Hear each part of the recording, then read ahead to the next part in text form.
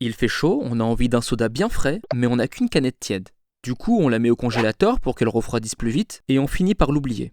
Des heures plus tard, on ouvre le congélateur et on réalise que la canette a explosé. La raison derrière cette explosion est simple, elle vient en réalité de l'eau qui compose le coca. En fait, l'eau en passant de l'état liquide à solide, son volume change, en l'occurrence il augmente. À quantité égale, de l'eau gelée prend plus de place que de l'eau liquide. Et c'est d'ailleurs l'inverse avec les autres liquides. Tout ce qui n'est pas de l'eau diminue de volume en gelant. Bref, pour revenir à notre coca, son eau va prendre plus de place en gelant.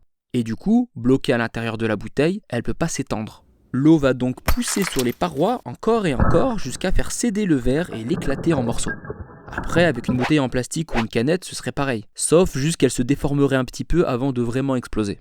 Mais dans tous les cas, pour éviter les accidents, il ne faut pas geler les canettes. Et pour les bouteilles, il suffit juste de ne pas les remplir au maximum. En laissant un bon espace à l'intérieur, l'eau va geler et augmenter son volume tranquillement.